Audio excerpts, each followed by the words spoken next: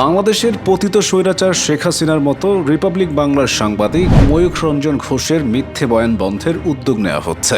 এখন শেখ হাসিনার মতো ময়ূখের মুখও চিরতরে বন্ধ হবে।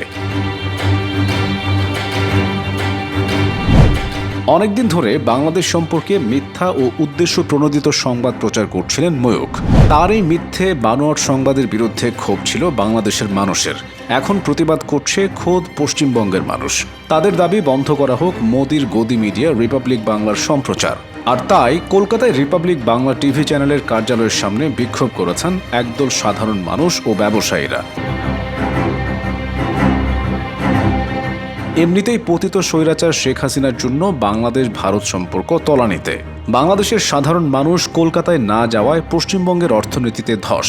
কলকাতার ব্যবসায়ীরা পথে বসে গেছে। পশ্চিমবঙ্গের বাতাসে শুধু ব্যবসায়ীদের হাহাকার। এই কারণে জোট বেঁধেছে কলকাতার ব্যবসায়ীরা ও সাধারণ মানুষরা। তারা বলছেন, চ্যানেলটির সাংবাদিক ময়ূখ রঞ্জন ঘোষ দীর্ঘদিন ধরে সংবাদ উপস্থাপনার নামে সাম্প্রদায়িক উস্কানি ও গুজব ছড়িয়ে বাংলাদেশ ও ভারতের মধ্যে ধর্মীয় সম্প্রীতি নষ্টের চেষ্টা করছেন।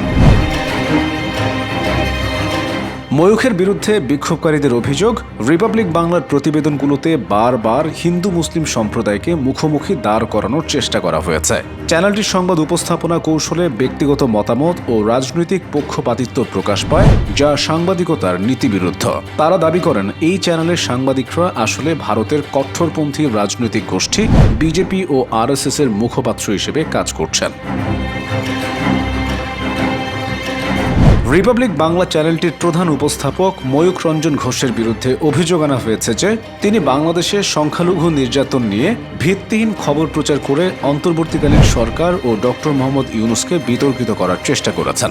তার এসব সংবাদে বাংলাদেশের জনগণ ও আন্তর্জাতিক পরিমণ্ডলে বিভ্রান্তি সৃষ্টি হয়েছে বলে অভিযোগ করা হয়। বিক্ষোভকারীরা আরও জানান, ময়ূখ রঞ্জনের আচরণ সাংবাদিকতা পেশার জন্য লজ্জাজনক। চিৎকার, অশোভন অঙ্গভঙ্গি ও অপমানজনক শব্দ চয়নের মাধ্যমে তিনি হকার সাংবাদিক হিসেবে পরিচিতি পেয়েছেন। তার এসব কার্যকলাপে শুধু বাংলাদেশের সুনাম নয়, ভারতের গণতন্ত্র ও সংবিধানের মানও ক্ষুণ্ণ হচ্ছে। বিক্ষোভকারীরা স্পষ্ট হুঁশিয়ারি দেন যে যদি দ্রুত ময়ূখ রঞ্জন ঘোষকে গ্রেফতার করে আইনের আওতায় আনা না হয় এবং রিপাবলিক বাংলা চ্যানেলটি বন্ধ করা না হয়, তবে আন্দোলন আরও বিস্তৃত আকার ধারণ করবে। এ নিয়েই ইতিমধ্যে পশ্চিমবঙ্গের বিভিন্ন থানায় শতাধিক অভিযোগ দায়ের হয়েছে। এজন্য তারা পশ্চিমবঙ্গের মুখ্যমন্ত্রীর হস্তক্ষেপও দাবি করেছেন। তাদের মতে, এই ধরনের উস্কানিমূলক ও বিভাজনমূলক প্রচার চালানো ব্যক্তিরা সমাজের ক্যান্সার। যত দ্রুত সম্ভব এদের বিরুদ্ধে ব্যবস্থা নেওয়া না হলে সাম্প্রদায়িক সম্প্রীতি বিনষ্ট হবে এবং তার প্রভাব পড়বে রাজ্যের অর্থনীতিতেও।